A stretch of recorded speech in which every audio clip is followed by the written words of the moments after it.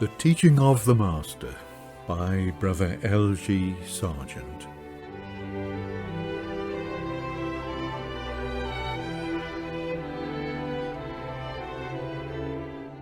Part 6. Living Under Judgment.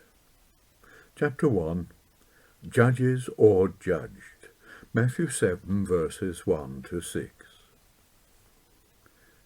Judge not, that ye be not judged.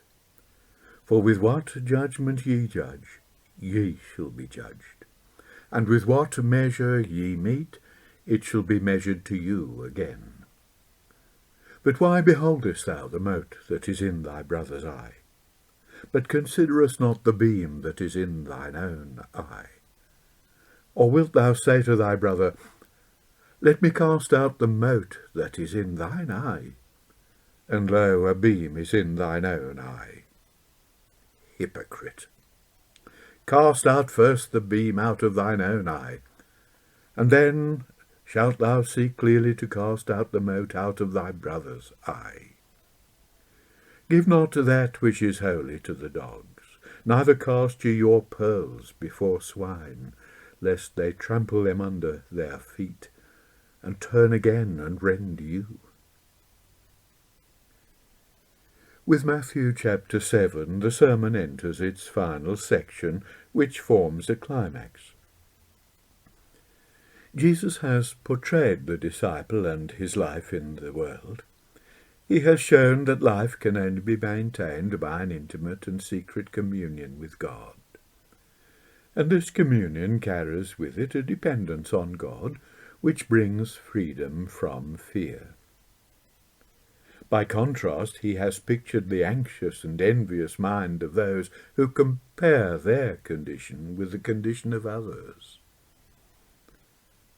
Now he goes on to show the result of comparing ourselves with other men, not merely in our outward circumstances, but in our character. The perfect example of the man who constitutes himself judge in his own cause is the Pharisee in Luke 18, verses 11 to 12. With fine irony, it is said that he stood and prayed thus with himself. With himself, because he was his own standard of reference. His words were, God, I thank thee that I am not as the rest of men, or even as this publican. But both he and the repentant tax-gatherer stood there and then under the scrutiny of God. And as the outcome, one of them went down to his home justified, reckoned to be righteous. But it was not the Pharisee who was thus acquitted, but the self-confessed sinner who prayed God to be reconciled to him. The parable exactly illustrates the sayings of Matthew 7 verses 1 to 5, which show from yet another angle the contrast between the righteousness of the true covenant people and the conventional righteousness of contemporary Judaism. The man who lives with God and in God lives under judgment. He is continually known to the living God, but beyond that continuous discernment by the all-seeing eyes of God, there is a final judgment to come, when sentence will be pronounced and destiny determined. The course of thought which leads to the parable of the two builders leaves no doubt that Jesus has this day of judgment in view when he says, as the tense of the verb implies, Cease from judging that ye be not judged. Judged by whom? Reverent avoidance of the divine name by using the passive voice of the verb is part of the idiom of Jesus. What he is saying is that the man who knows God's covenant and keeps it lives his whole life as one who will in that day be judged by God. Constant awareness of judgment to come may, however, have more than one effect. For a man to know that he is measured by a standard not of his own making, and that in a future day his true and hidden self will be laid bare, must give seriousness and integrity to life. But there is a danger that those who so live will demand that others shall conform to their pattern. In doing this, they transfer to themselves that standard by which they have tried to test their own lives. They make themselves the measuring rule for other men. And so out of their very zeal comes the peril of censoriousness. They make themselves the judges instead of the judged. They are solicitous for the other man's welfare, and offer help in a way which they think courteous and kindly. Permit me to cast out the mote out of thine eye. But in fact their love is self-love. They do not really forget themselves and the other man's need, but their sense of superiority shines the brighter by contrast with his fault. Even if the desire to help is sincere, they will always think, it was through my strength that he overcame his weakness. But we may go further. To judge in this context cannot escape from its harsher meaning of to condemn. And to condemn is potentially to destroy. It is to do violence against a man's soul, an act not of love but of hate, and in the light of Matthew 5, verse 21 to 22, having in it the germ of murder. Why has a man who was pursuing righteousness fallen into such a slough? Little by little he has come to see the errors to which he was not prone looming large, and his own failings have dwindled. No love is so blind as self-love, and at last his vision is so blocked that his attempt at aid would be play-acting. He is like a sick man with the bearing beam of a roof across his eye, trying to remove a splinter or a bit of dried stem from someone else's. For the beam in his eye is his self-esteem. If he then measures out condemnation to others, the same measure awaits him in the day when he thinks he will be justified. The old legal principle of measure for measure has returned, not in the material realm, but the spiritual. And the man for whom it was abrogated by the command not to resist evil is himself subject to the penalty of an eye for an eye. Forgiveness of others paves the way to God's forgiveness of ourselves. Condemnation of others leads to his condemnation of ourselves. Even in little things, the self-sufficient spirit may reveal itself in continual grumbling at others' real or imagined shortcomings. And to this James applies the Lord's words, "Murmur not, brethren, one against another, that ye be not judged.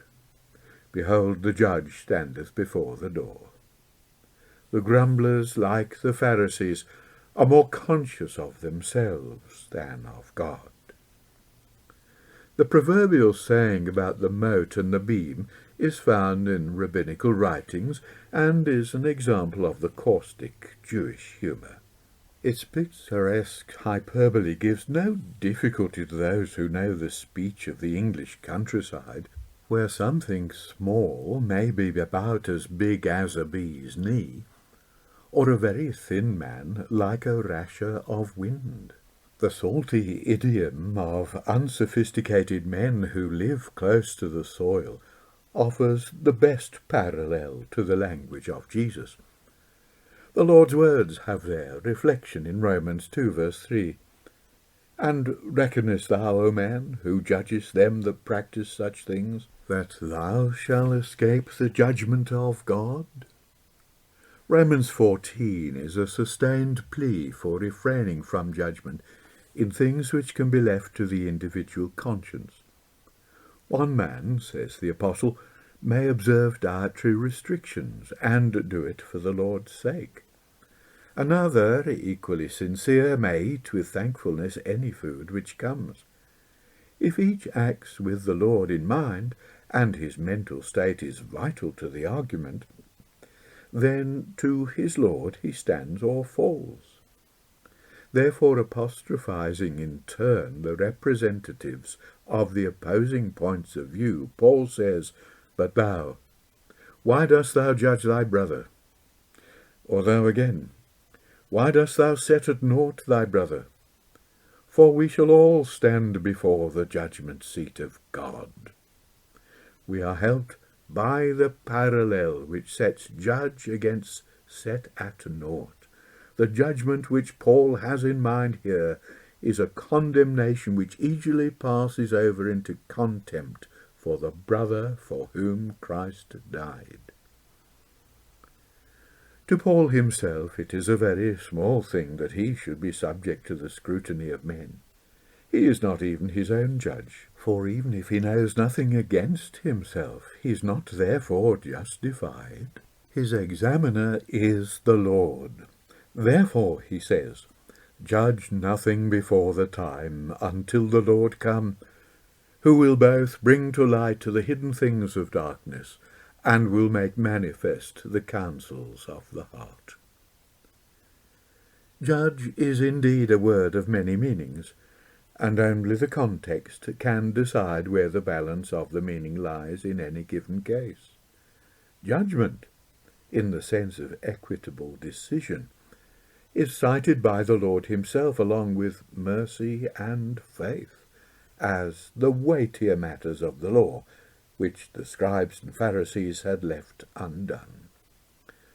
Lydia could rightly say to Paul and Silas, "If ye have judged me to be faithful to the Lord, come unto my house." If therefore judgment in the sense of condemnation of others is excluded, judgment in the sense of discernment is enjoined.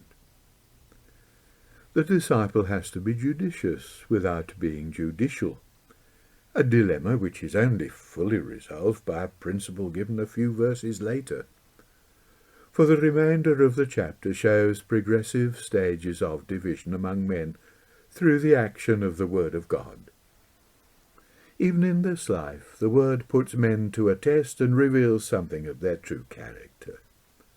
And the first division is between those who have reverence for holy things and those who in their sensuality find holy things offensive.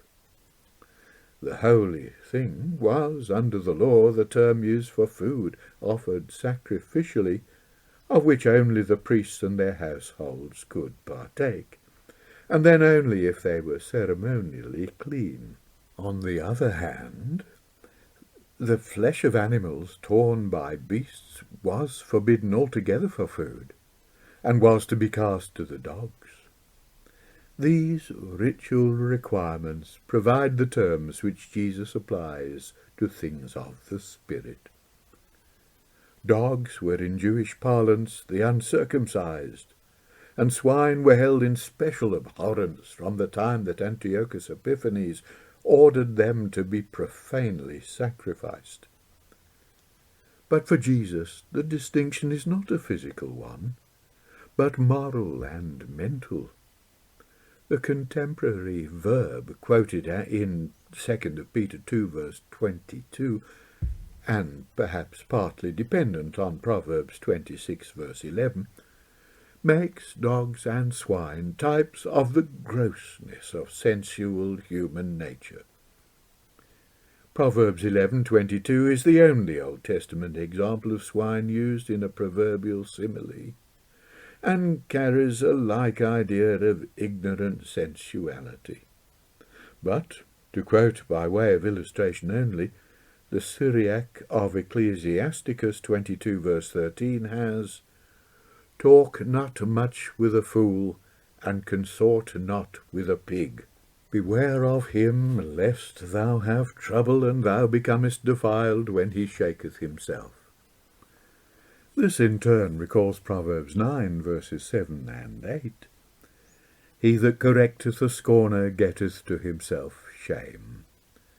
and he that reproveth a wicked man getteth himself a blot. Reprove not a scorner, lest he hate thee. Reprove a wise man, and he will love thee. And compare also Proverbs 23, verse 9. Pearls of the Spirit word will only evoke blasphemy from the blindly ignorant. That which is holy is not to be exposed to profanation by sensual men. Are we then to judge them and say, this one is worthy to have the word, and that one is not? By no means. It is not for us to condemn, to assess what they are in God's sight, still less to damn, to deem them outside the pale of God's mercy. What chance, then, would there be for a Saul of Tarsus at a time when he was as vicious toward the ecclesia as a thwarted pariah? None the less, the truth we hold and the salvation it offers are God's gifts, and to be handled with reverence for the giver. These words do in fact impose on believers one of the most difficult discriminations they are called on to make. On the one hand, no verse is more liable to be used unwarrantably as a veil for moral cowardice or spiritual snobbery. It cannot mean that preaching is to be withheld for fear that the word should be despised. Yet it does impose a responsibility for judging the time and manner of our witness. Even in spreading broadcast the gospel of the kingdom, we can observe a decent reticence about those things which the natural man cannot receive. God forbid that we should hoard our pearls, but neither should we scatter them like garbage in the pig's trough, where they will be snouted out and trampled in the mire. There is a certain egotism in the attempt to force salvation on the unwilling and resentful. It betrays both a lack of regard for the sanctity of God and a lack of respect for the individuality of men. Only God can claim men's hearts, and he draws them without forcing them into his mould. We need to remember that while by his grace we may be agents of his word, it is God who works through it, and not we ourselves. When we are most self-forgetful, we shall be at least self-assertive in our dealings with God and men, and then our work in the saving of souls from death will best stand the test of time.